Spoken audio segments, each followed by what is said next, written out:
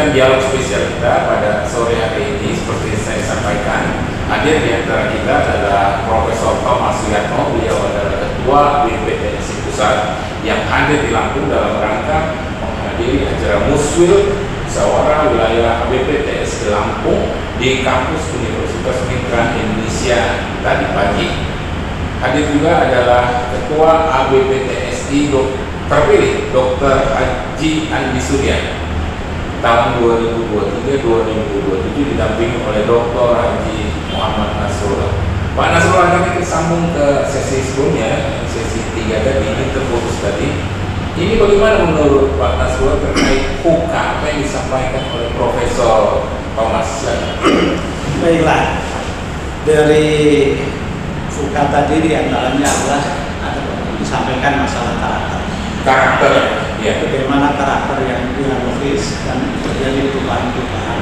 Betul. Nah, tadi sudah disampaikan Profesor Thomas bagaimana yayasan juga harus berubah karakternya. Betul. Institusi penyelenggara pendidikan, rektor, ketua dan direktur yang menyelenggarakan itu juga harus merubah karakternya bersama-sama menyatu menghadapi perubahan yang tidak bisa kita duga-duga ini.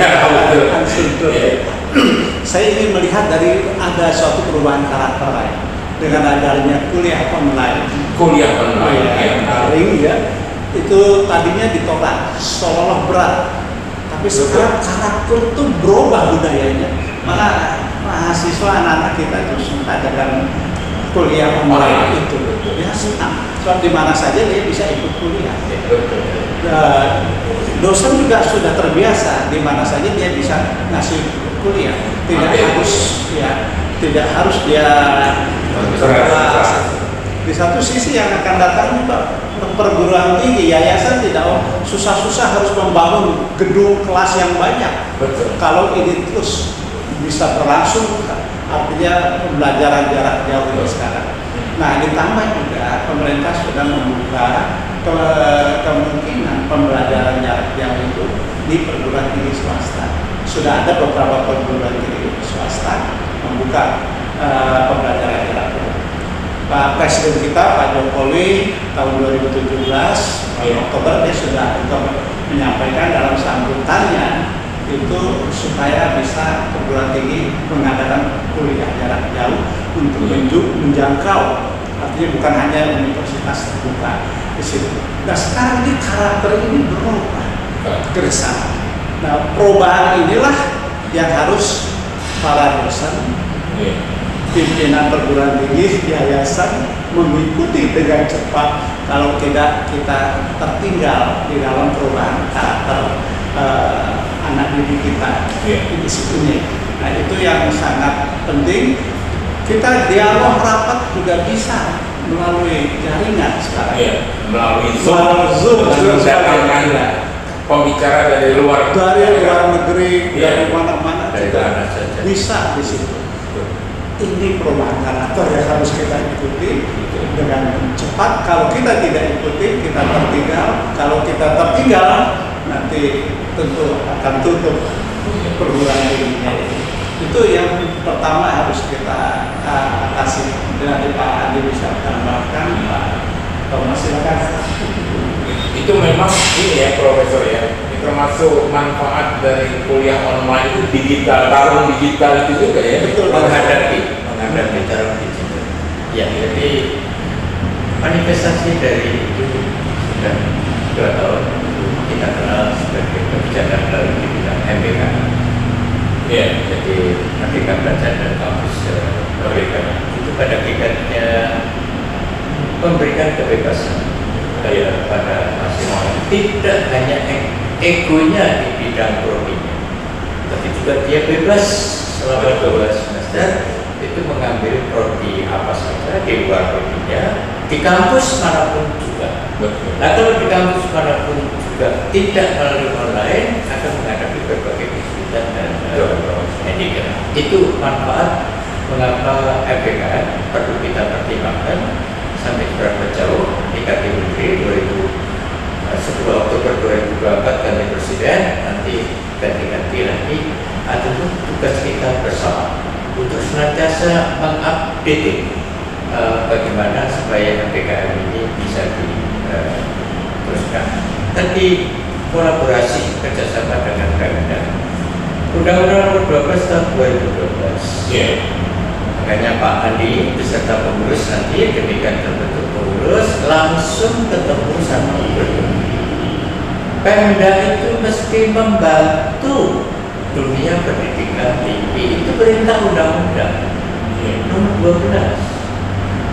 Misalnya di DKI sebagai contoh, DKI tidak ada yang namanya dosen di DKI itu bayar PBB, nggak ada. Nggak ada dosen, guru, pensiunan, nggak ada bayar PBB. DKI, nggak, saya dosen, nggak. Anak saya dosen, nggak bayar PBB. Itu kebijakan pemerintah Pemda, ya. karena Pemda. Saya punya rumah kecil di Bandung, saya sebagai pensiunan, saya dapat 25% PBB. Tapi kalau di Jakarta 100%, nggak ada namanya dosen. Asal ada surat keterangan dari kampusnya, dosen di suatu tempat, dan saya dosen PTN, tentu tapi enak sekali, nggak ada bayar PBB. Next, pada suatu titik PTS di Jawa Barat dapat 300 juta per tahun. Manifestasi atau pelaksanaan perwujudan dari Undang-Undang Nomor 12. Kalimantan Selatan 750 juta per tahun PTS. Pemda. Oleh karena itu nanti demikian terbentuk kepengurusan yang baru, Pak Andi segera menghadap gubernur, segera menghadap Polda untuk partner, segera menghadap DPRD provinsi dan lain sebagainya untuk kita kolaborasi antar semua. Prof Nyala, tadi karena menyinggung Pemda bantuannya, banyak juga dikeluhkan adalah PBB untuk perguruan tinggi di beberapa wilayah. PBB-nya itu tinggi di situ dan juga perpajakan. Mungkin dari mana celahnya kita bisa memberikan membantu keringanan? Tidak ada opsi lain karena PBB ini kan menjadi otoritas daerah sekarang, Pemda kan, karena dinas pendapatan daerah. Tidak bisa kita pasti langsung dengan gubernur dan DPRD, berjuang melalui gubernur dan DPRD. Karena dunia pendidikan, Bapak, mencerdaskan kehidupan bangsa dan neraba, non-profit making. Kalau harus membayar PBB yang terus-menerus NCUD-nya naik, menjadi berat, Bapak. Oleh karena itu tidak bisa juga, kita harus berjuang ke Pemda dan kepada DPRD, Bapak, supaya beban kita tidak terlalu berat, karena ya sekali lagi ini adalah untuk layanan umum, non-profit making, nirlaba. Jadi itu yang Pak Andi dan kawan-kawan berjuang. Ya, Profesor, sebelum kita closing statement ini, baik kepada closing statement Pemda, ke PTS, ke yayasan, ini saya ingin nanya juga kepada Pak Andi Surya sebagai Ketua BPTSI Lampung terpilih. Ini program kerja paling dekat yang akan dilakukan selain untuk pembenahan BPTSI atau yayasan atau perguruan tinggi. Selain ya, perspektif kita begini, Pak. Perguruan tinggi, terutama PTS ini kan sebenarnya ini kan heritage. Iya. Ya. Kedepan ini jadi heritage. Jadi kita yang di yayasan itu, saya memang yayasan Pak Thomas, Pak semua. Ketika dia berjalan waktu, yayasan ini berkembang, dia sampai ke mungkin kalau keluarga ke anak-anak kita atau ke cucu kita. Pada akhirnya itu kan bukan milik kita lagi, bukan milik keluarganya Pak Nasrul, keluarga Pak Thomas, keluarga itu heritage pabrik yang punya Pak Thomas. Maka oleh karena itu aset pemerintah daerah juga. iya, jadi aset pemerintah, jadi aset daerah untuk dalam proses khususnya Tridharma tadi. Nah oleh karenanya mengantisipasi hal ini semua, ini tidak ada bahwa kita ini harus bersatu. Satu, yayasan-yayasan ini memahami tugas fungsinya itu apa sebetulnya. Ini seperti dikatakan ketum tadi, ini bukan yang apa, Pak. Ini pelayanan Ya, tetapi nirlaba klien ini harus dengan manajemen yang benar, yang baik, jangan sampai dosennya nggak digaji, listrik nggak bisa dibayar, segala macam. Nah inilah ke depan kita buat program-program yang menyentuh hal-hal seperti ini, seperti masalah pajak Pak. Kita minta keringanan dari pemerintah. Kalau bisa gratis, ya boleh juga ya Pak ya. Ya, baik pajak bangunan segala macam maupun pajak lain-lain Pak. Ya. Kemudian bagaimana kita juga bisa bekerja sama dengan pemerintah daerah dalam kaitan dengan bantuan-bantuan yang sesuai dengan catatan pemerintah. Ini ada dalam undang-undang. Ya, perintah undang-undang agar pemerintah daerah juga bisa memberikan bantuan-bantuan dalam bentuk hal apapun kepada PPS. Ya. Dan kemudian juga tadi saya katakan masalah ibadah dari pusat. Untuk PPS yang memang ada klasternya itu di atas 10.000, di bawah 5.000 mahasiswa. Nah, mahasiswa ya. Itu diberikan diskresi lah. Jadi hibah-hibah itu jangan terlalu sulit untuk mendapatkan. Walaupun memang tadi katakan bahwa sudah ada zonasi yang dibuat oleh DIPDI untuk diberikan di bawah pada PPS yang ada di luar. Nah, jadi program-program seperti ini harus kita lakukan di Lampung, terutama juga Pak Nasrullah, kita perlu tadi ya sampaikan ke Pak Ketum juga bagaimana kita komunikasi dengan stakeholder, apakah pemerintah daerah, Polda, kemudian DPRD, buat ini yang perlu kita komunikasikan soal yang tadi Pak, soal jumlah mahasiswa yang sesuai dengan kaidah-kaidah Sunan Kriteria tadi, sehingga tidak ada lagi persoalan antara kita dengan yang lain ya. Ku tahu apa yang kau mau dan kau tahu apa yang ku mau gitu ya. Tujuannya apa? Untuk pengembangan yayasan dan kampus kita. Saya rasa itu Pak Nasrullah untuk closing statement kita ini silakan. Terima kasih. Dengan terpilihnya Pak Dr. Andi sebagai ketua DPD ABP PPS Lampung, kita harapkan pendidikan tinggi, perguruan tinggi dan yayasannya di Lampung ini semakin kuat. Lampung mempunyai daya saing pendidikan tinggi di tingkat nasional, bahkan nanti regional dan menuju world class university. Nah, untuk itulah kita harus melihat ke masa depan yayasan dan perguruan tingginya, dosen sivitas akademikanya ini harus cepat belajar dengan adanya perubahan-perubahan.